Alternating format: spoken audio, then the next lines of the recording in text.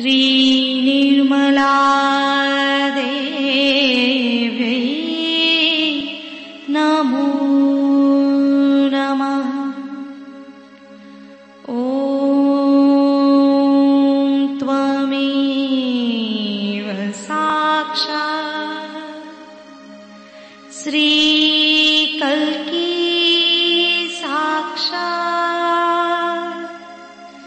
श्री आदिशक्ति माताजी श्रीनिर्मला देव्यै नमो नमः। ॐ त्वमेव साक्षात् श्रीकल्की साक्षात् श्रीसहस्रार स्वामिनी मोक्षप्रदायिनी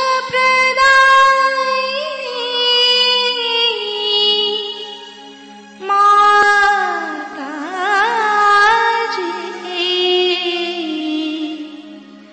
श्रीनिर्मला देव्यै नमो नमः।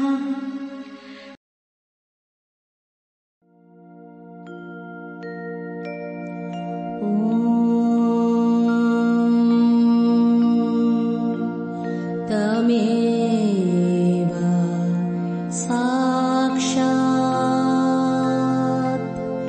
श्रीगणेश साक्षात् श्री आदिशक्ति माताजी श्रीनिर्मला देवै नमो नमः।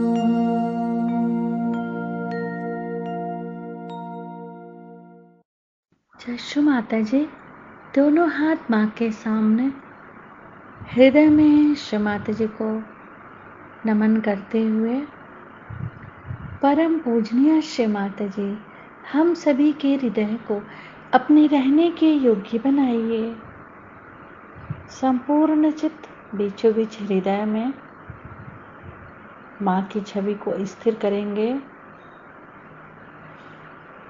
श्री माता जी कृपा करके हम सभी के हृदय में आइए। श्री माता जी हम सभी आपसे बहुत प्रेम करते हैं, कृपा करके हमारे ध्यान में आइए।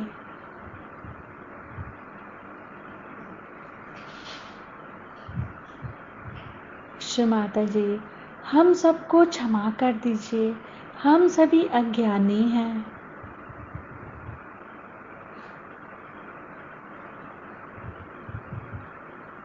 अपने हृदय में बीचों बीच माँ की छवि को स्थिर करेंगे।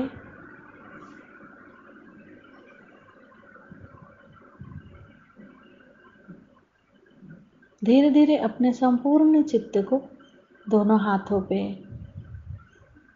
एक एक अंगुलियों पे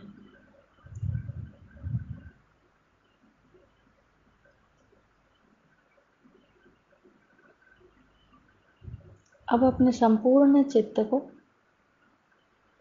पूरे भवसागर पे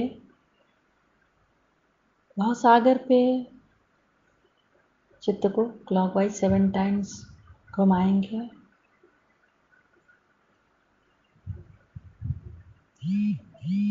श्री माता जी आप ही तो हमारी गुरु हैं और आप ही भी हमारी स्वामिनी हैं।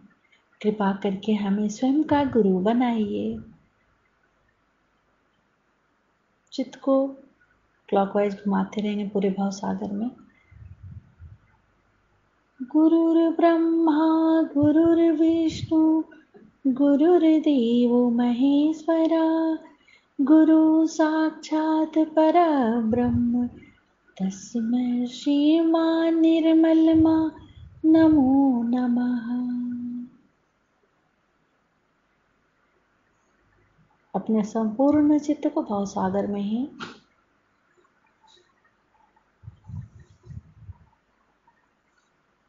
श्री माता जी कृपा करके हमारे भाव सागर में जो कुछ भी है उसे हम आपके श्री चरणों में समर्पित करते हैं। इन्हें स्वीकार कीजिए।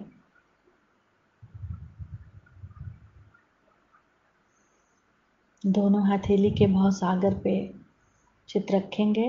पहले बाएं हथेली के भाव सागर को चित्त द्वारा देखेंगे,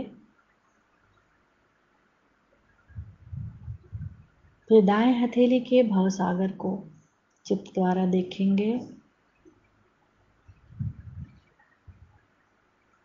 दोनों हथेली के भाव सागर को एक साथ देखेंगे।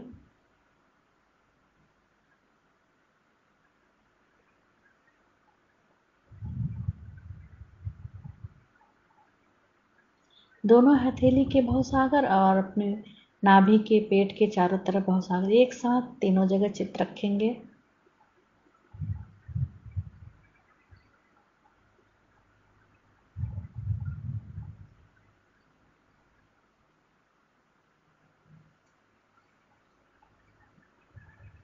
अब धीरे धीरे अपने संपूर्ण चित्त को सेंटर हार्ट, सेंटर विशुद्धि, फ्रंट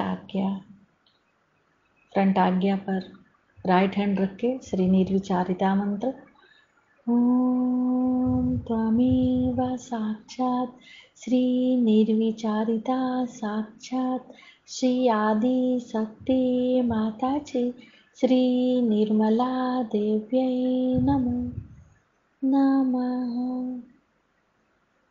दोनों हाथ माँ के सामने चित्त को सहस्त्रार पे रख के अमृत वाणी सुनेंगे। परमात्मा की सृष्टि की रचना कार्य की शुरुआत जिस टंकार से हुई उसी को हम ब्रह्मनाद तथा ओंकार कहते हैं।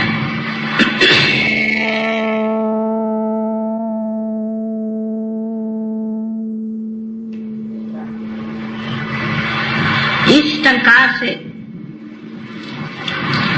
जो नाद विश्व में फैला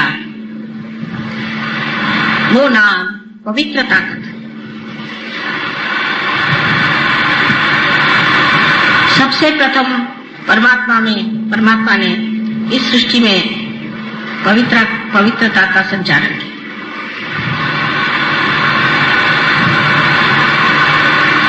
सर्व वातावरण को पवित्र करके पहले उन्होंने पुनीत किया। जो चैतन्य स्वरूप आज भी आप लोगों को जाना जाता है, आप जान सकते हैं, उसे महसूस कर सकते हैं, उसकी प्रचीति आपको मिल सकती है।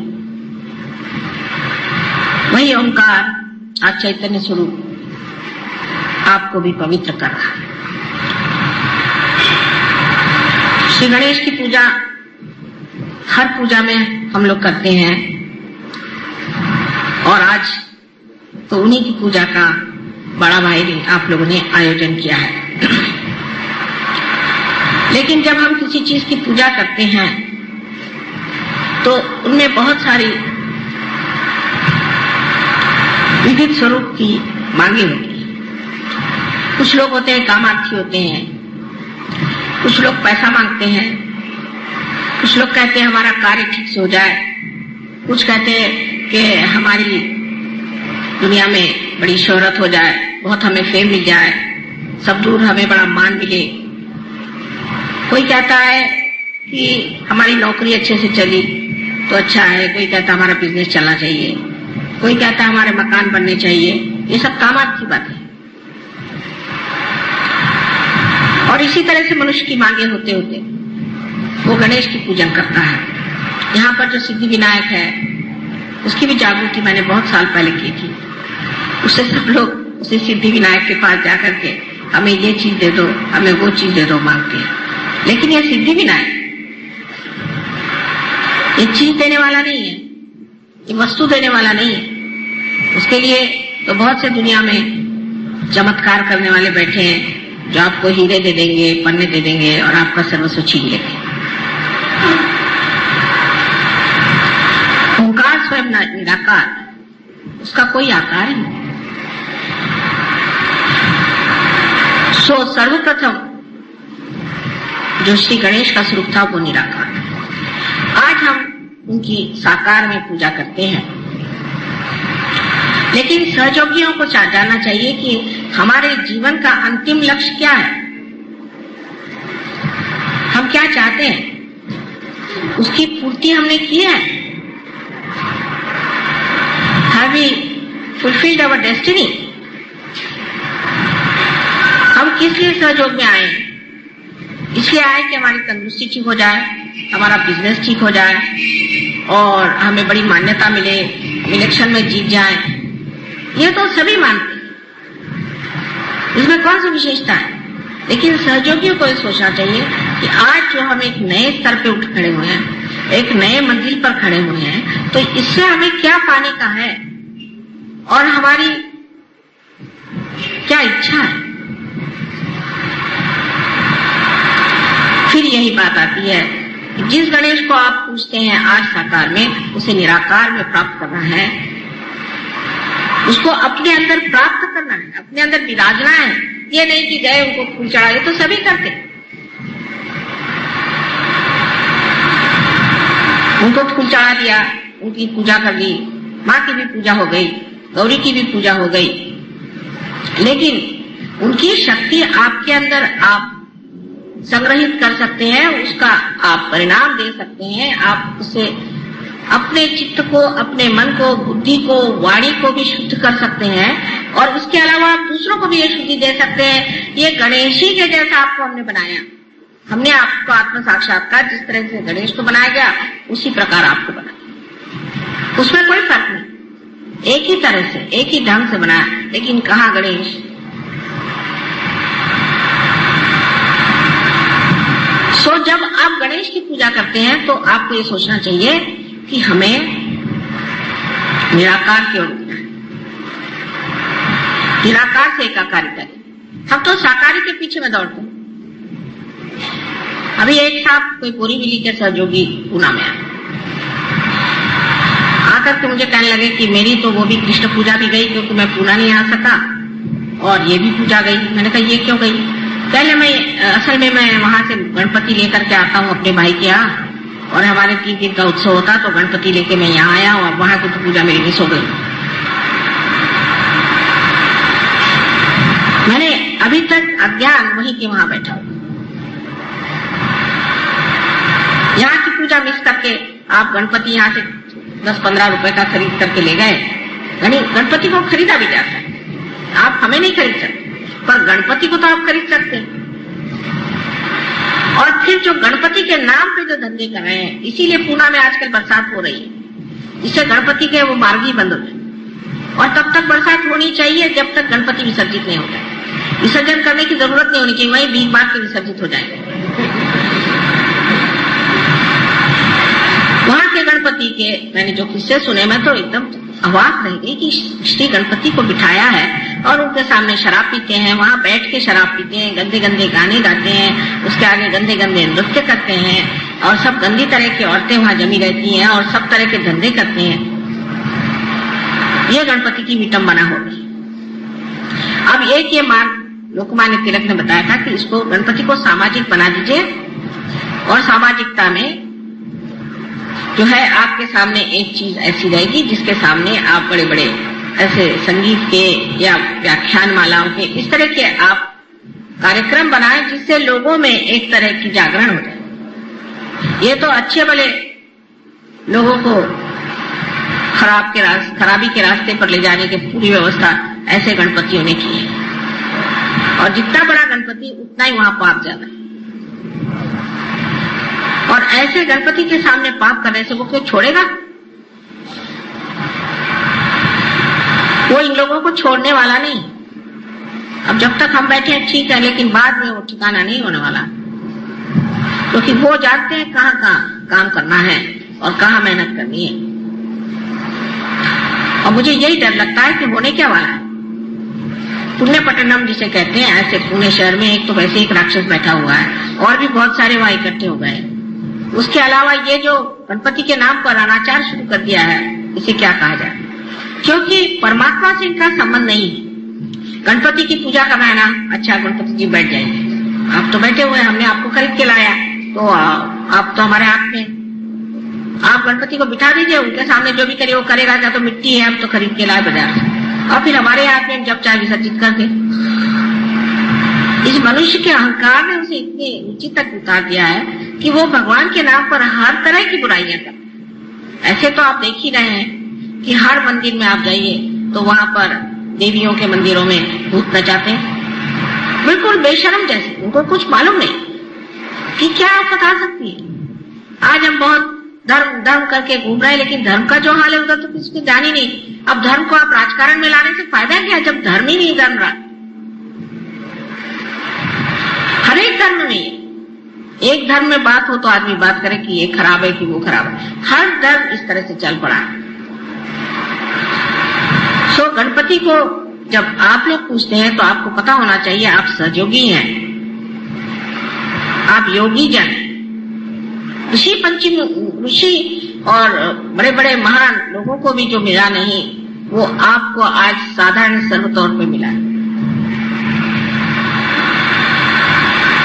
सबको मिला है, रास्ते पर ले आए, सब कुछ पा लिया। लेकिन जब हम कोई बात कहते हैं तो आप लोग अपने तरफ कभी नहीं देखते, आप सोचते हैं ये मैं किसी और को कह रही हूँ, ये नहीं सोचते कि हम भी उसी में से हैं, कि हमारी दृष्टि कहाँ है। हम क्या सोचते हैं, माता जी देखिए, ये देखिए मैं घर ले रहा हूँ, इसको आप आशीर्वाद दीजिए। अरे भाई तुम हो तो वो आशीर्वादित होना ही हुआ। अच्छा नहीं माता जी, तो देखिए मेरी चाबी जो है मोटर की, उसको आप आशीर्वाद दे दीजिए। तो चाबी दिए खड़े, मैं तो ऐसा आशीर्वाद दूंगी कि गाड़ी चलेगी।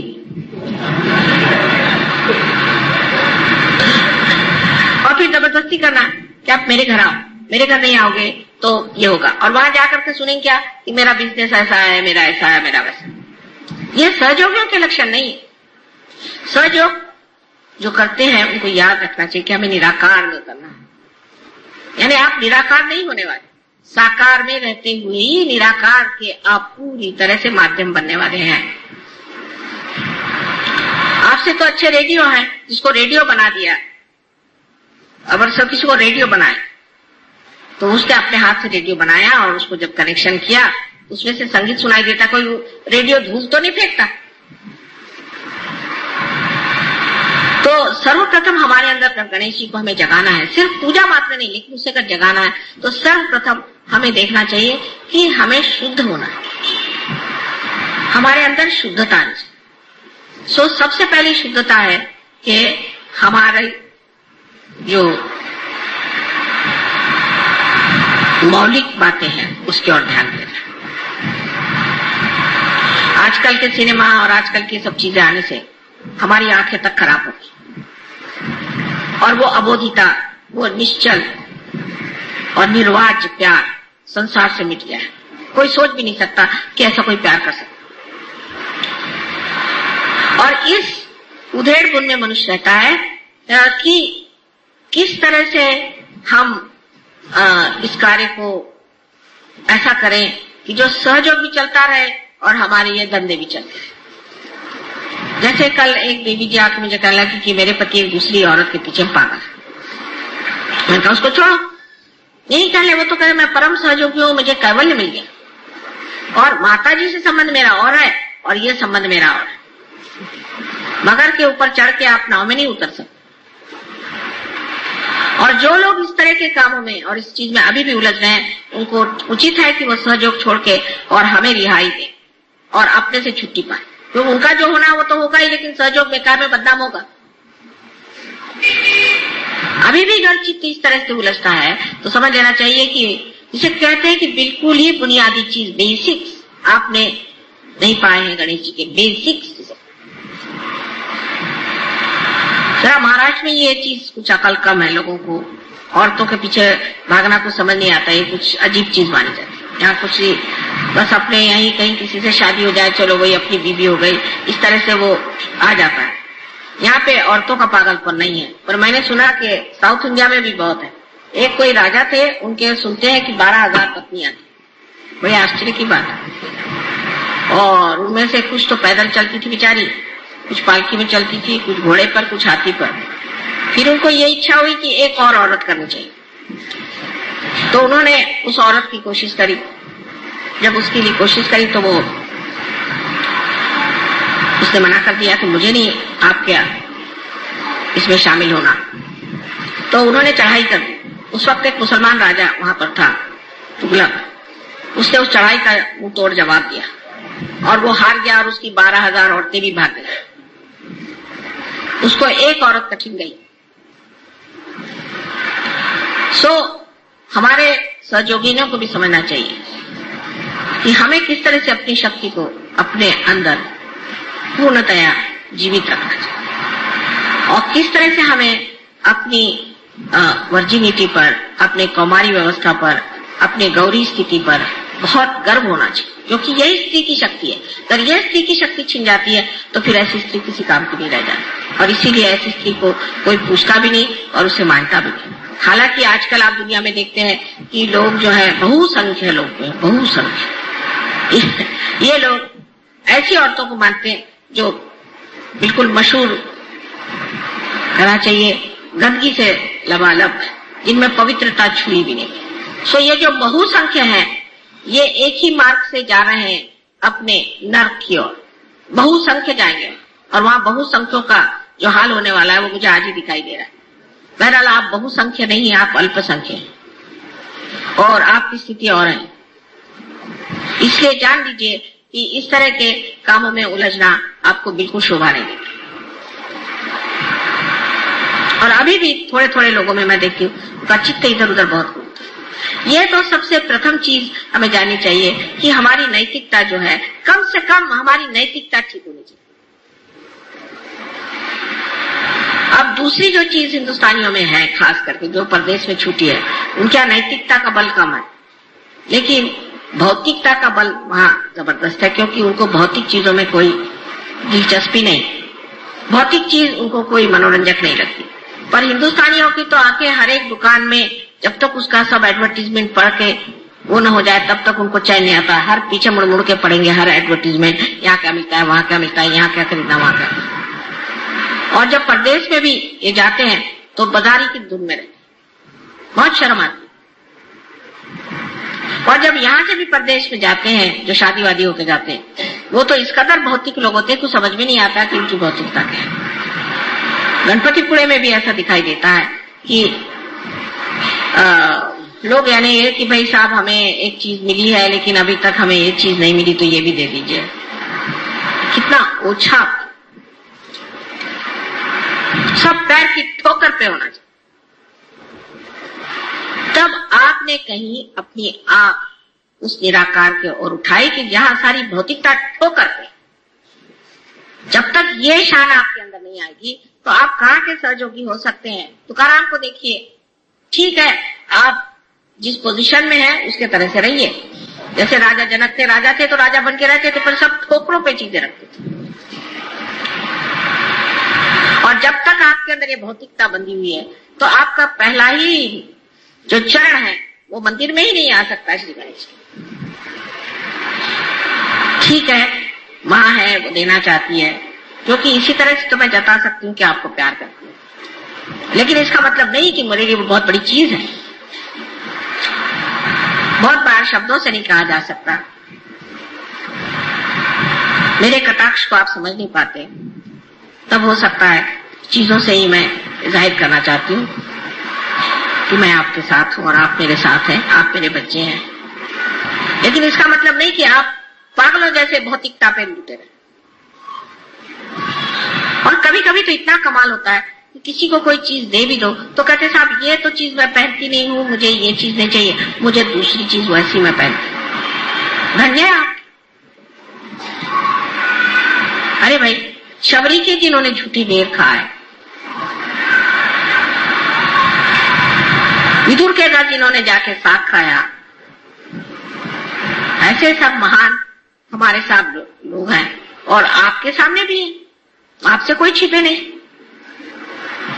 तो फिर इस तरह की बातें करना, ओछापन, छोटी चीज, अगर माने छोटी सी भी चीज है तो वो बहुत ऊंची समझ के सर पे रखना, ये तक अगर आपको नहीं आता है तो आपकी सारी फैशन और आपके सब बेकार।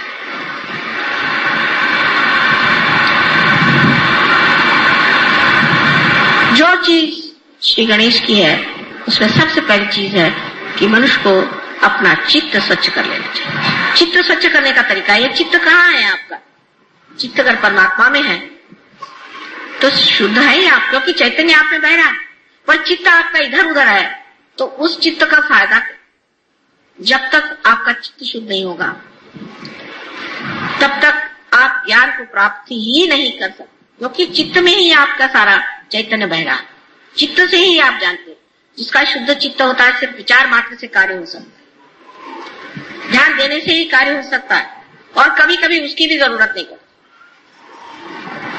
जिस शक्ति को आप प्राप्त करना चाहते हैं, जिससे कि आपकी अंतिम जो कुछ भी, जिसे आप ध्येय कहिए या अपना लक्ष्य है जिसे आप प्राप्त करना चाहते हैं, वो है ये चैतन्य जिसको आप अंदर बसाना चाहते हैं, जिसके अंदर ये शक्ति है कि जिस शक्ति के कारण आप अनेक कार्य कर सकते हैं। उसको छोड़ करके आप क्या ये बेकार चीजों के पीछे पड़े।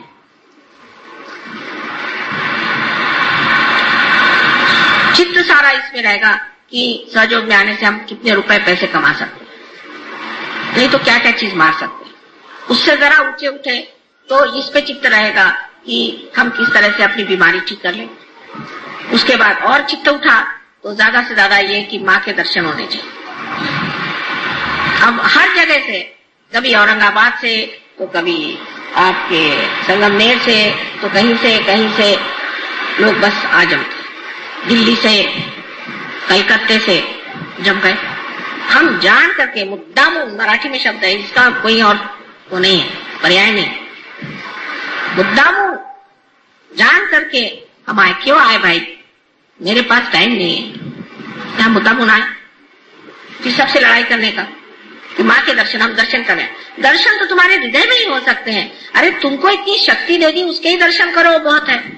हम तो शक्ति ही है ना, हमें निराकार में तुमने प्राप्त नहीं किया है, इसलिए दर्शन चाहिए। फिर बैठ करके घंटों इधर की बात उधर की बात, समय बर्बाद करना क्या जरूरत? शक्ति स्वरूप होने में आप स्वयं शक्ति हो सकते, लेकिन ये रुकावटें कब जाएंगी और कब हम समझेंगे कि हम स्वयं वो शक्ति स्वरूप हो सकते हैं और हमारे अंदर इतनी शक्तियां हैं, उसके अंदर हमें रमान होना चाहिए, जिसके कारण कुछ भी न करते हुए सारा काम हो जाए। लेकिन ये विचार दिमाग में नहीं आ सकता आसानी से। अज्ञान ही नहीं है, सिर्फ अज्ञान हो तो मैं कहूँ ठीक है, सिर्फ अज्ञान ही, अज्ञान ही नहीं है, लालच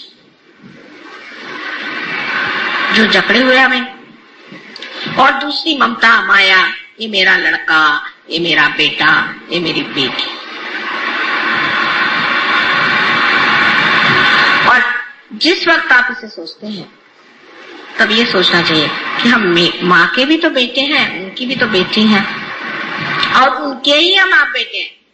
सहयोग में आने के बाद आपका जीवन बदल गया, आप दूसरे खानदान में चले गए, आपका घर बदल गया, आपका गोत्र बदल गया, आपकी जाति बदल गई, आपका धर्म बदल गया, आप पूरी तरह से बदल करके एक नए हो गए, नए मानव हो गए हैं।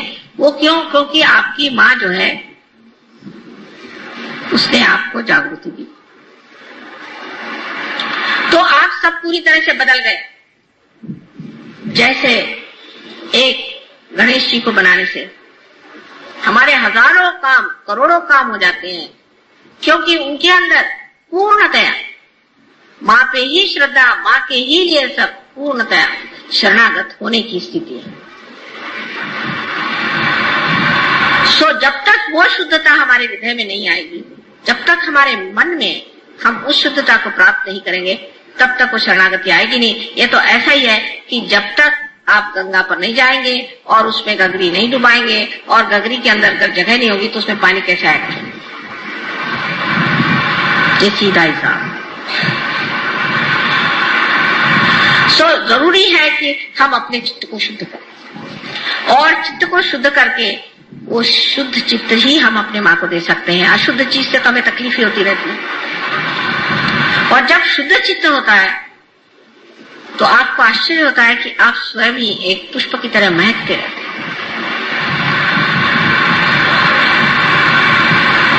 और आपको देख करके मैं भी बहुत प्रसन्न हो जाती हूँ कि हाँ, क्या मेरा बेटा खड़ा हुआ है, क्या मेरी बेटी खड़ी है। और सब चीजों से मुझे प्रसन्न नहीं होता कि आप बड़े अच्छे कपड़े पहन के मेरे सामने खड़े हो जाएं, सूट बूट पहन के या बाल कटा के मुंह में लिपस्टिक लगा के, उससे मुझे बिल्कुल प्रसन्नता नहीं होती। उल्टे मुझे लगता है ये जा रहे अब बस्ते से हट रहे। इस तरह की जो आधुनिकता है उसे प्राप्त कर लेना, गणेश के ओर से मुंह मोड़ लेना है। उसकी क्या जरूरत है? वो तो पुरातन है और हम भी बहुत ही पुरातन है। इसलिए अगर आप हमारे बेटे हैं और हमारी बेटियां हैं तो जिस संस्कृति को हम पुरातन मानते हैं उसी से आपको चलना होगा और रहना होगा। और इसका नजारा बहुत खराब दिखाई देता है बाहर। लोग बात हमसे खुद कहते हैं, जो फॉरेन के लोग हैं जिनको कि उनके समाज ही में अत्यावश्यक है, वो तक कहते हैं कि माँ तुम परमिशन दे दो तो हम लोग सब साड़ियां पहन के घूमेंगे, कुर्ते पजामे में पहन के घूमेंगे। लेकिन हमारे यहाँ उल्टा। तो जो गणेश की संस्कृति है कि इस संस्कृति की अंतरतम जो स्थायी भाव है वो है सौंदर्य। अब आप देखिए, ऐसे तो वो बहुत मोटे हैं, उनके तोंद इतने बड़े हैं, महाकाय हैं, गणेश इतने मोटे दिखाई देते हैं, लेकिन उनका सौंदर्य क्या है, किस चीज का आकर्षण है? लोकमान्य तिलक ने क्यों गणेश जी की मूर्ति को कितना, ऐसे तो महाराष्ट्र में विट्ठल विट्ठल ही लोग करते रहते हैं सुबह से शाम तक, वहां से विट्ठल भी उठ गए। यहाँ तो विट्ठल की बीमारी है सब तंबाकू खाकर। लेकिन क्यों लोकमान्य तिलक ने श्री गणेश को ही चुना, और क्यों वही सारे सृष्टि की जितनी भी सुंदरता है उसे बनाते? उनका कौन सा स्थायी भाव है जिसके बगैर श्री राम, श्री कृष्ण, ईसा मसीह या बुद्ध या कोई भी नहीं सौंदर्य में उतर सकते थे? वो कौन सा उनके अंदर भाव था? उनके अंदर वही बाल्य स्वभाव, एक बालक का स्वभाव, इसमें अबोधिता, इनोसेंस पूरा इनोसेंस इसके अंदर भरा होता। यही चीज जो है सबसे मोहक और सुंदर होती है, न कि आपकी चालाकी और आपका बनना ठन्ना। ये कोई मोहकता, ये तो 2 क्षण की बात है। एक मुंह पे लोग अच्छा बोलेंगे, पीठ पीछे बुरा कहें। लेकिन जो अबोधिता श्री गणेश की है वही सारे सौंदर्य की सृष्टि सारे संसार में। तो सारे सृष्टि का जो रूप है वो श्री गणेश की कार्रवाई, उनकी जो बालिश बातें हैं। श्री कृष्ण का भी वर्णन वही सबसे अच्छा लगता है जो सूरदास ने किया है। ठुमकत चलते थे, ऐसे पैर से पंजन उनके बचते थे, गिर जाते थे, और आश्चर्य की बात है कि वो शीशे में अपना स्वरूप देख करके बड़े खुश होते थे, हालांकि वो विश्व के करता है। जहाँ उन्होंने अपनी माँ को अपने मुंह को खोल करके और सारे विश्व का दर्शन कराया, और बच्चों जैसी जो बातें करते थे। श्री राम के लिए भी यही कहा था। ईसा मसीह के बारे में लोगों ने उनका बचपन बताया नहीं, लेकिन उनका बचपन श्री गणेश के रूप में आप जान सकते हैं। और इसीलिए जहां जहां बचपन का लोगों ने उल्लेख नहीं किया तो बड़ी भारी गलती कर गए, क्योंकि ऐसे लोगों में आनंद और उल्लास नहीं होता, रोने धोने का धर्म बन गया। जैसे आप देखते हैं कि जैनियों में है रोने धोने का धर्म, बुद्ध मार्गियों में रोने धोने का है, मुसलमान लोग रोने धोने का, बाप रे बाप, उनका तो भगवान ही बचाए रखे। और ईसाइयों का तो बहुत ही रोने धोने का। ईसा मसीह ने सबके लिए अपने को क्रूस पे टांग लिया और सबके पापों की क्षमा मांग ली एक बार। अब आपको आश्चर्य होगा, ऐसी ऐसी जगह है जहाँ ईसा मसीह को तो टांग नहीं सकते तो खुद ही टांग लेते हैं, और बड़े प्रोसेशन के साथ वो टंगा हुआ आदमी सब दूर घुमाएगा। बताइए, इस तरह के तमाशे करने से क्या आप ईसा मसीह को प्राप्त कर सकते हैं? सो जो आनंद है, उस आनंद के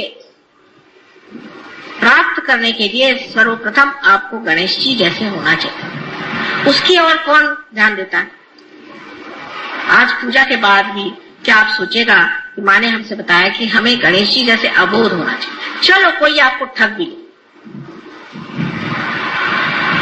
हमें भी बहुत लोग कहते हैं कि माँ आप बहुत सीधी हैं, आप बहुत भोली हैं, आपको लोग ठग लेते हैं। मुझे ठगने वाला अभी तक पैदा नहीं हुआ, लेकिन मैं अपनी माया में उनको जरूर दिखाती हूँ कि तुम थोड़ी देर मुझे ठगो, इससे मैं जानू तो कि तुम कैसे ठग हो।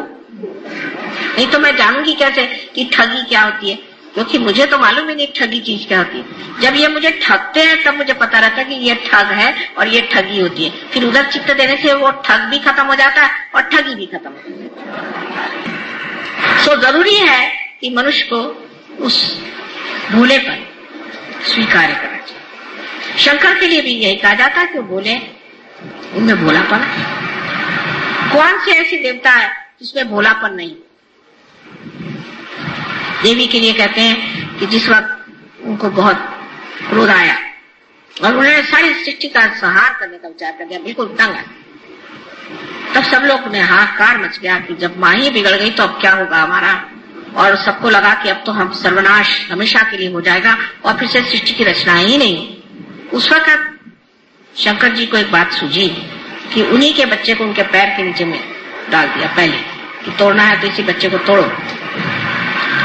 इतनी बड़ी जीव उनकी निकल आई, बाप नहीं मैं अपने बच्चे को ही मिटा रहे। ये बच्चों की तरफ से जो हमारे लिए एक तरह से प्यार, आह्लाद, एकता और जो जिसे हम कहते हैं एकाग्रता, समग्रता, ये प्राप्त होती है।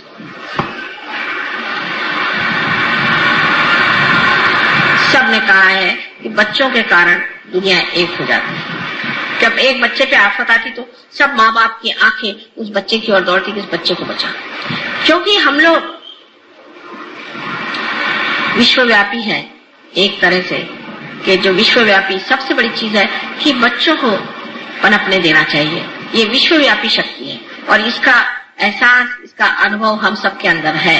इसलिए ईसा मसीह ने कहा कि तुमको अगर परमात्मा के साम्राज्य में जाना है तो छोटे बच्चों जैसे तुम्हें होना चाहिए।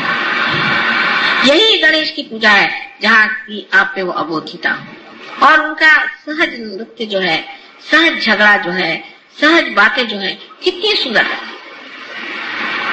उसके हर एक जगह आपको दर्शन होते हैं और आप देखते हैं, पर उसमें अगर आपके अंदर ममत्व आ जाए, बच्चे में बिल्कुल ममत्व नहीं होता, आ जाएगा वो हर चीज को खेल बना लेते हैं। आप उनको एयरपोर्ट पे ले जाइए, वहां पर वो कुछ ढूंढ लेंगे, कूदने का हिसाब या दौड़ने का हिसाब या कुछ न कुछ वो खेल बना लेते, हर चीज उनके लिए लीला, और फिर उसे छोड़ भी देते, उससे अटैचमेंट नहीं, उसके साथ जुटापन नहीं है कि ये खेल मेरा है। जब ये हो जाता है तो सोचना चाहिए कि बच्चा जो है इसमें अभी बहुत बच्चापन नहीं रहा। जो बच्चा होगा वो तुमको चाहिए वो 3 बार लाके दे। कोई खेल खेल रहा है छोड़ के भाग जाएगा दूसरा को, उसको किसी के प्रति ये नहीं लगता है कि इससे हमें चिपकना चाहिए या कुछ रहना चाहिए। वो जो भोलापन है, उस भोलापन में जो एक चीज की न्यूनत्व है जो आप में पूरी हो गई है कि उनको कोई ज्ञान नहीं, बगैर ज्ञान के भोलापन, लेकिन आपने ज्ञान को पाया है और उसका सरताज आपका भोलापन। इतने बड़े ज्ञान को प्राप्त करके भी अगर हमसे उस चीज की प्राप्ति नहीं हो सकती, उस गणेश की श्रद्धा और उसकी समर्पण शक्ति को हम प्राप्त नहीं कर सकते, तो बाकी सब कला तो व्यर्थ ही है एक तरह से। मेरे ख्याल से बिल्कुल ये कुछ मशीन की बात है। हाँ, मंत्र कह डाले गणेश के, फिर ये क्या। मैं तो सोचती हूँ कि हर एक पूजा में इतने बार हम गणेश को पूछते हैं और कहते हैं ठीक है उनका मंत्र जरूर कहा करिए, लेकिन मेरे ख्याल से गौरी की पूजा नहीं ठीक रहती। वो चालना देती है, वो कुंडलिनी है, वो आपको उठाती है। गणेश को आप साकार ही में देख सकते हैं, अभी निराकार में देख नहीं पाते हैं, क्योंकि अभी तक आपने गौरी का संचालन नहीं किया और गौरी का आश्रय नहीं लिया, आप सिर्फ गणेश को देखना चाहते। आज गौरी का ही दिन है। ऐसा कुछ इत्तेफाक है कि सहयोग में हमेशा सहूलियत से पूजा होती है, ये नहीं मुहूर्त पे नहीं होती, कुछ भी हो सहूलियत होनी चाहिए। अभी संडे का रोज होना चाहिए, नहीं तो सबको ये नहीं, और संडे के रोज में भी वो टाइम होना चाहिए जब सिनेमा नहीं। मैंने आज तक कोई संडे को सिनेमा ही नहीं देखा और समझ में नहीं आता कि मुझे उसमें सिनेमा होता है कि नहीं होता है, पर संडे को सिनेमा होता है इसलिए पूजा सवेरे ही रखना अच्छा है और माँ जल्दी आप खत्म करना, क्योंकि उधर सिनेमा का टाइम हो जाएगा। ये अगर हमारी स्थिति है तो क्या फायदा है गणेश जी की पूजा करने का। अगर हमारा चित्त ऐसी ही चीजों में उलझा हुआ है तो आप लोग ये समझ लीजिए कि इसका कोई इलाज हम नहीं कर सकते, इसका कोई इलाज नहीं। सो चित्त को जो है हर समय आपको देखते रहना चाहिए कि इसमें कौन से विचार खड़े हो रहे हैं। इस पर नामदेव ने कहा हुआ है कि जैसे एक छोटा बच्चा हाथ में पतंग की डोरी लिए हुए सबसे बात कर रहा है, खेल रहा है और हंस रहा है, मजाक कर रहा है, लेकिन उसका चित्त पूरा उस पतंग की ओर है, उसी प्रकार एक योगी जन को अपना चित्त पूरा उस पतंग पे रखना चाहिए, अपनी आत्मा की। नहीं तो ये सारी शक्तियां जो दी भी हैं उनकी कोई पूर्ति नहीं हो सकती, उसका कोई प्रादुर्भाव हो नहीं सकता, कोई स्फोट नहीं हो सकता। लोग बहुत से पूछते हैं कि बात क्यों ऐसा होता है। जैसे कि आप जानते हैं कि कोई सी भी स्पुतनिक जैसी चीजें जो कि आकाश में और अंतराल में जो फेंकी जाती हैं, उसका तरीका यही है कि जब एक के अंदर एक बिठाए जाते हैं और जब एक पहला एक हद तक पहुंचता है तो उसमें एकदम स्फोट होकर दूसरे को ढकेल देता है, फिर दूसरा वाला फिर स्फोट होता है, उससे दूसरा ढकेला जाता है। इससे एक्सेलरेट होती है उसकी शक्तियां, माने उसमें एकदम बढ़ाव आ जाता है। ऐसा स्फोट हमारे अंदर क्यों नहीं होता? क्योंकि अभी भी हम 10 पैसे में खरीदे जाने वाले गणपति जैसे ही हैं। इस वजह से अगर असली गणपति हो उसका स्फोट होना चाहिए और लोगों को पता चलना चाहिए कि एक एक आदमी क्या कमाल का है। वैसा नहीं होता है। हम अपने ही चीजों में उलझे रहते हैं, अपनी बातों में, अपने ही बारे में सोचते हैं और हर समय सोचते हैं कि इसमें हमारा क्या लाभ है सहयोग में आने से। असल में पूरा ही लाभ, पूरा ही लाभ, क्योंकि जिस वक्त आप अपने सिंहासन पर बैठ गए तो पूरा राज आपका ही है। लेकिन आप सिंहासन पर न बैठते हुए हर दरवाजे जाके भीख मांगेंगे तो आप तो भिखारी ही है। आपको सिंहासन बसाने से फायदा क्या? और सिंहासन पर बैठ करके भी आप कहें कि मेरी माता जी को आप थोड़ा रुपया पैसा दे दो, तो इस चीज का क्या अर्थ लगता? गणेश की शक्ति अगर अपने अंदर जागृत करनी है तो सबसे प्रथम जानना चाहिए कि हमें निराकार की ओर चित्त देना चाहिए, चैतन्य की ओर देना चाहिए और चैतन्य जो हमारे अंदर से बह रहा है उसको देखना चाहिए। जिनका चैतन्य दूषित है वो यही कहेगा मुझे भूत लग गया। क्यों लगा? गणेश को कभी भूत नहीं लग सकता। तुमको तो अपने शरीर में मैंने स्थान दे दिया, ऐसा तो किसी ने किया होगा। और मैं तकलीफें उठाती हूँ आपकी सफाई के लिए, लेकिन आप लोग अपनी सफाई क्यों नहीं कर सकते? और आके लोग कहेंगे माँ मेरा आज्ञा पकड़ गया, मुझे अहंकार हो गया। क्यों हुआ? जब करने वाला परमात्मा है फिर आपका अहंकार क्यों? उसकी वजह यह है कि अपने दोषों को हम नहीं देखते हैं, दूसरों में टाल देते हैं और कह देते हैं कि ये तुम्हारा काम और ये तुम्हारी वजह से। उसके उल्टे श्री गणेश,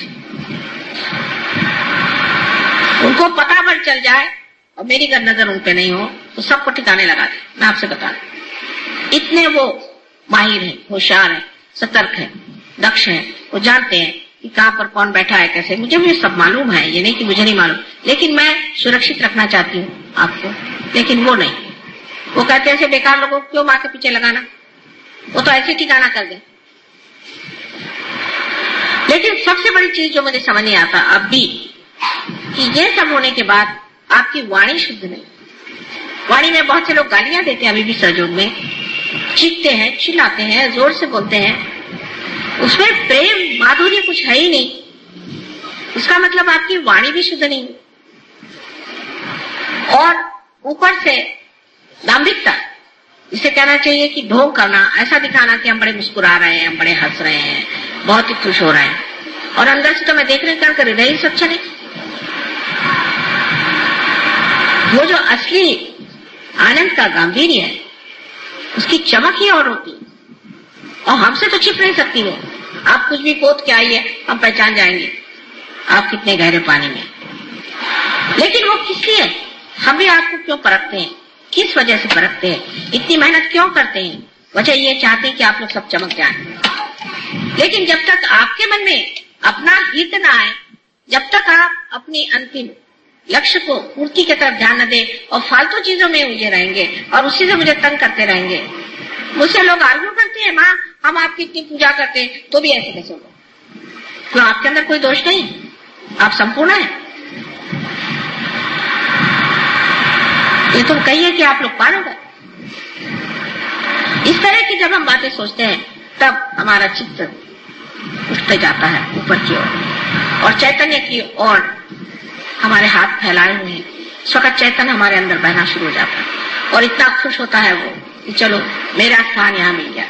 जैसे कोई बाढ़ आ जाए, इस तरह से पूरा शरीर आलोकित हो जाता है। एक दो आदमियों को आलोकित करना तो बहुत आसान चीज है, लेकिन मैं तो चाहती हूँ कि सामूहिकता से हम लोग इस तरह से बने, क्योंकि आज उसकी जरूरत है। नहीं तो सोचे कि ये समाज कहाँ जा रहा है। एक से एक चोर उचक के बैठे हुए हैं, सारी दुनिया भर की परेशानियां लोगों को लगी हुई हैं और इसके अलावा इतनी अनैतिकता, माने घोर घोर कलयुग है। आप अपने बच्चों को इसी में क्या चाहते हैं कि सब कर दें, या आप चाहते हैं कि कोई विशेष महान कार्य के लिए आप इस संसार में आए हैं और उस कार्य को आप करें? हो गया, आपको पैसों का प्रॉब्लम था, सॉल्व हो गया। नौकरी का प्रॉब्लम था, सॉल्व हो गया। और इस प्रॉब्लम से सॉल्व हो गया। आगे क्या? अभी लालच खत्म ही नहीं हो रही और उसके लिए भी मुझे परेशान करना हर समय बिल्कुल उचित नहीं। सिर्फ मुझसे प्रश्न सहयोग पे ही करने चाहिए और कोई सा भी दूसरा प्रश्न करना गलत है। और वो भी प्रश्न बेकार में जानने के लिए बहुत सारी बातें करने की जरूरत नहीं। शांति में ही पूछने से अपने आप आपको उत्तर आ जाए। नहीं तो हर बार आपको मेरा लाउड स्पीकर लगाना पड़ेगा कि माँ ने इसमें क्या कहा तो और में आपने क्या फर्क है। एक साहब मेरे पास आए, कहने मुझसे भगवान बोलते हैं। मैंने कहा कैसे? कहले बस मैं गीता है ऐसे खोल लेता हूँ, जो पेज खुल जाता है उसमें जो लिखा है उसी से मैं समझ जाता हूँ भगवान ने कहा। मैं कहा वाह भाई वाह, वही हाल मेरा दिखता है। पेज खोल दो, माँ ने क्या कहा, ऐसा कहा। अब ये आपके अंदर सृजन शक्ति स्वयं है, आपके अंदर विचार शक्ति स्वयं है, आपके अंदर वो शक्ति है जिससे आप दुनिया को चमका सकते। तब आप क्यों बार बार ये चाहते हैं कि माँ ही इस बात पर बता? आप स्वयं इसका प्रश्न का उत्तर दे सकते हैं। मैंने देखा उत्तर देने के लिए सिर्फ एक मैं ही हूँ। मेरे सामने तो सब प्रॉब्लम्स ही लोग लेके आते हैं, उसमें ऐसा प्रॉब्लम है, उसमें ऐसा प्रॉब्लम है, लेकिन कोई ऐसा नहीं मिलता कि नहीं इसका सोल्यूशन है माँ, आप चिंता न करें, हम कर दिखाएं। कोई भी चीज कह रहे हैं उसमें सिर्फ शक्ति का संचार होते ही वो चीज कुछ और ही हो जाए। जैसे ये चीज बेकार है, उसमें जैसे शक्ति का संचार हो गया, आप लोग मुझे सुन रहे हैं। इसी प्रकार कोई सी भी चीज जिससे हम कहते हैं कि जो व्यर्थ है उसमें शक्ति का संचार होते ही वो कमाल के हो जाते हैं। आपको अपने बच्चों से प्यार है, अच्छा उनमें शक्ति का संचार करो, वो बच्चे कमाल के हो जाएंगे, हो ही जाएंगे। अगर आपको अपने घर से प्यार है, चलो उसमें शक्ति का संचार करो, मंदिर हो जाए। आपकी बुद्धि में अगर कोई दोष है या आपको हर समय सवालात बहुत आप दिमाग में लाते हैं, अपने उसमें शक्ति का संचार करो, सब चीज का उत्तर आपके सामने आ जाएगा। आपको मुझसे पूछने की जरूरत क्या? शंकराचार्य, आज शंकराचार्य को क्या मैंने जाके बताया था? तुकाराम को क्या मैंने जाके बताया था? सबसे तो बड़ा ज्ञानेश्वर जी को अगर उनकी किताबें पढ़े तो आश्चर्य लगता है, कभी उन्होंने मुझे साकार स्वरूप देखा नहीं, लेकिन उन्होंने उस शक्ति को भर दिया जो उन्हें दी थी और उस शक्ति के स्वरूप उन्होंने क्या कैसे कहा चीजें रखी। अगर आप अभी भी इसी साकार स्वरूप से ही संतृप्त है, आगे नहीं बढ़ सकते। आपको निराकार में हमें प्राप्त करना होगा, जिससे कि आपके अंदर की सृजन शक्तियां बढ़े। इसी को हम मानते हैं कि जो श्री गणेश को लोग कहते हैं कि हमारे महागुरु, उसकी वजह यही है कि उनकी शक्ति के संचार से हम स्वयं ही गुरु हो जाते हैं। हम कितने बार कहते हैं हम स्वयं के ही गुरु हैं, लेकिन ऐसे कितने लोग हैं मुझे नहीं दिखाते जो अपने टांगों पर खड़े हुए कह सकते हैं कि हाँ माँ ये चीज है, इसका हमारे पास उत्तर है, हम ही को इसका उत्तर मांगो। और जब वो देने लग जाते उत्तर तो ऐसे उत्तर होते हैं कि सभी दुनिया निरुत्तर हो जाए उनके आगे, क्योंकि जो उत्तर देते हैं इतने अहंकार भरे, इतने बेवकूफी के, और इतने निम्न स्तर के होते हैं कि समझ में नहीं आता कि ये सहयोगी है कि कहाँ जाके। अश्रद्धा वालों को नुकसान होता है, ये बात है, नुकसान भी होता है और उनको सीखना पड़ता है, उनको बहुत से लेसन्स लेने पड़ते हैं, समझ लीजिए। लेकिन वो भी होने के बाद, वो सब होने के बाद भी आप अगर जिंदगी भर स्कूलों में ही पढ़ते रहे तो आपको नौकरी कैसे मिलेगी? हर ईयर आप अगर फेल होते रहे तो आपको नौकरी मिल ही नहीं सकती। परमात्मा आपको क्यों अपना नौकर बनाएगा? क्योंकि आप कहते हैं प्रभु तुम मुझे अपना माध्यम बना लो। भाई वो भी तो सोचते हैं कि माध्यम किसे बनाया जाए। ऐसे डिफेक्टिव लोगों को क्या जरूरत है माध्यम बना करके हर बार आफत हो? उनकी गाड़ी नहीं चल सकती। हम उनके माध्यम बनने के लिए हमारे अंदर सारी शक्तियां हैं, हमारे अंदर जागृति है। हम उसके बारे में जितना जानते हैं कोई भी नहीं जानता था। सहस्त्रार के बारे में किसी ने लिखा तक नहीं, वो तक हम जानते हैं। सारी चीज आज हमारे सामने पुस्तक के जैसे खुली हुई है। लेकिन इसका मतलब नहीं कि पुस्तक को पढ़ने से हो जाएगा या मंत्र के कहने ही से आप शक्तिशाली नहीं हो सकते। मंत्र का जो स्थायी भाव पवित्रता है और उसकी फेंक, जिसे कहते हैं कि कहाँ नजर है, जब तक दोनों चीज में सामंजस्य नहीं आ जाए, जैसे कि हाथ में पतंग हो और उड़ान उसके ऊपर हो, इसी प्रकार जब तक आपके जीवन में न हो कि हमारी उड़ान कहाँ। बहुत से लोग ये जरूर कहते हैं माँ हमें गॉड रियलाइजेशन कब हो। इसका कोई मैं लिख के दे सकती हूँ गारंटी? और दूसरी मर्तबा गए वहां किसी की बुराई करने लगे। सादा एक क्रोध जिस आदमी को कंट्रोल नहीं हो सकता वो क्या सहयोग करे? कृष्ण ने क्रोध को सबसे पहले करने में किया, सबसे बुरा बताया। क्रोधात भी जाए, क्रोध सबसे खराब चीज, सम्मोहन लाने वाली चीज। सो हमारे अंदर जो गणेश की शक्ति है उसे जागरूक करने में ये सोचना चाहिए हमें पवित्र हो, और पवित्रता में उनका सौंदर्य स्वरूप जो भोला स्वरूप हो लेना नहीं। फिर वो कहेंगे ठीक है हम गणेश हैं, हम हाथ में परश लेके जिसको उसको मारते थे। वो शक्ति आपके पास नहीं, वो परश आपके हाथ में नहीं। वो जिस दिन आपके हाथ में आएगी तो आपके हाथ में परश दिया जाएगा। अभी जिससे आप मार रहे हैं वो आप ही का भूत आपको मार रहा है। आप भूत हैं जो आप चीख रहे हैं, चिल्ला रहे हैं और गुस्सा कर रहे हैं, दूसरों को मार रहे हैं। ये गणेश शक्ति होने से, क्योंकि आपको पता ही नहीं आप किस पे चिल्ला रहे हैं, क्यों चिल्ला रहे हैं, क्या कर रहे हैं। ये जिस आदमी का इस तरह से दिमाग खराब है उसे सहयोग में छोड़ के पागल खाने में चला जाना चाहिए। उसका स्थान यहाँ पर नहीं। जो आज का भाषण है उसमें धार है उसी परस की, समझ लीजिए। हमें तो अधिकार, आपको अधिकार नहीं कि आप इस परस को वहां दुनिया भर में घुमाते फिरे। अपनी नाक काट लीजिएगा, अपने कान काट लीजिएगा, किसी को आप काट नहीं सकते। सहयोग में जो भी आदमी ऐसा होता है उस पर दुनिया थूकती है, हंसती है, मजाक करती है, पीछे उसकी निंदा करती है। और ऐसे लोग सहयोग से बहुत जल्दी घाट उतर जाते हैं।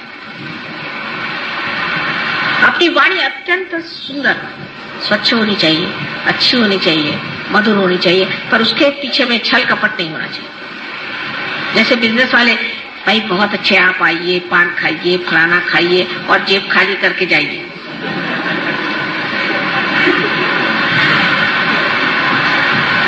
हृदय, बात हृदय से कहनी चाहिए। और जब हृदय से बात कही जाती है तो बड़ी गुणग्राही होती है, क्योंकि हृदय जो है यही सब चीज को समाता है। वही चीज हमेशा के लिए सनातन हो जाती है। बाकी चीजें ऊपरी ऊपरी, बुद्धि की चीज ऊपरी ऊपरी रह जाती है, लेकिन जो चीज हृदय को छू जाती है, जो हृदय स्पर्शी है, वही चीज हृदय में बैठ जाती है। इस चीज की आप गांठ बांध के रखिए। श्री गणेश का स्थान है तो मूलाधार पे, पर जब वो अपने हृदय में आ जाता है तभी वो आत्मा स्वरूप होकर के चैतन्यमय हो जाता है। आत्मा जो है वही श्री गणेश, और वही श्री गणेश जब हमारे हृदय से प्रकाश देता है वही वो फिर चैतन्य। जिसने श्री गणेश को अपने हृदय में बिठा लिया, उसके लिए फिर कुछ कहने की जरूरत नहीं। उसको कहते हैं कि हर समय मेरा आनंद में डूबा रहता है, उसे और चीजों की खबर ही नहीं होती, न परवाह रहती है, और रिद्धि सिद्धि सब उसके पैर के पास। वो खुद जानता भी नहीं, सोचता भी नहीं, सारे काम अपने आप होते रहते हैं। ये अनुभव सिद्ध है, ये मैं बात ऐसी वैसी नहीं कह रही हूँ, ये अनुभव सिद्ध है। आप लोग जानते हैं, मेरे बारे में जानते हैं, वो आपके बारे में क्यों नहीं होना चाहिए? अभी तो हम ही आपके लिए रिद्धि सिद्धि बने आपके पीछे पीछे घूम रहे हैं, पर सबका समय होता है। आपको भी अपने मंजिल को छोड़ करके दूसरी ओर मुड़ना नहीं चाहिए, अपनी नजर उन्नत करके उस ओर जाना चाहिए जहां आपको जाना है और जिसे आपको प्राप्त करना है। ये ऐसा आज तक कभी हुआ नहीं था, और जो हो रहा है उसको अगर आप भूल जाएंगे तो इसमें दोष हमारा नहीं, और इसकी सजा हमें देने की जरूरत ही नहीं। श्री गणेश बैठे हैं वहां परस लेकर के, इसलिए अपनी ओर दृष्टि, अपने अंदर वो गांभीर्य, श्री गणेश की जो शक्ति उस गांभीर्य से लिया, अपने अंदर वो आनंद का गांभीर्य। आनंद एक सागर जैसे गंभीर, जैसे ऐसे गंभीर आत्मा को देखते ही मनुष्य पुलकित हो जाए आनंद से। फिर तो आप ही के दर्शन से काम हो जाएगा, मेरी तकलीफें बहुत कम हो जाएगी। तो वो स्थिति आनी पड़ेगी, और आज यही एक निश्चय करके आप पूजा करें कि वही हम स्थिति लाने वाले हैं।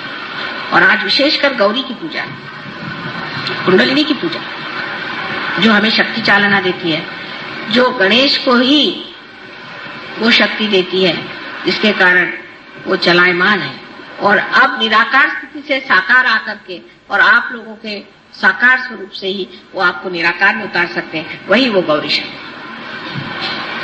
तो हम शक्ति के पुजारी हैं, और जो शक्तिशाली नहीं है, निशक्त है, जो अपनी शक्ति की पूजा नहीं करता और जो अपने अंदर वो शक्ति को जगाता नहीं है और उसमें रममान नहीं होता और उसका प्रकाश नहीं देता है, उसके लिए अपने को सहयोगी कहना व्यर्थ है। ऐसे तो बहुत से बंदर और गधे मिल सकते हैं जिन पे मैं लेबल लगा दूं सहयोगी, सहयोगी, सहज गाड़वी, सहज फलाने, सो क्या वो हो जाएंगे?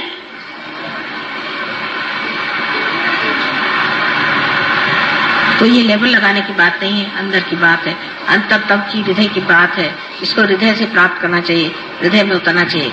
और जितनी भी समाज में, राजकारण में, बाह्य में, बाहरी बातें हैं, उनको अपने अंदर नहीं घुसना देना चाहिए, क्योंकि सब लोग ऐसा करते हैं इसलिए हम भी ऐसा करते हैं। ये सहयोग है, इसमें आपकी अपना व्यक्तित्व है, ये नहीं कि अपनी इंडिविजुअलिटी है। व्यक्तिगत नहीं है, व्यक्तित्व है, हमारी पर्सनालिटी है, हम सहयोगी हैं। हम क्यों, लोग दुनिया करती है इसलिए हम क्यों करें? हम इसे नहीं करने वाले। जब तक आप लोग इस हिम्मत के साथ आगे नहीं बढ़ेंगे, सहयोग यहाँ पर कोई पहाड़ नहीं खड़े कर सकता, कोई दलदल शायद खड़ी हो जाए तो हो जाए। माँ के मंसूबे बहुत हैं और मेहनत भी बहुत की हमने, कुछ मेहनत में कमी नहीं की, लेकिन अब चाहते हैं कि आप लोग इधर ध्यान दें और अपने को समाधान में रखें। लेकिन इसका मतलब नहीं है कि मुंह पे मुस्कुराहट लाके हम बड़े समाधानी हैं, नहीं, समाधान को अंदर तौलें। क्या हम वाकई समाधानी हैं?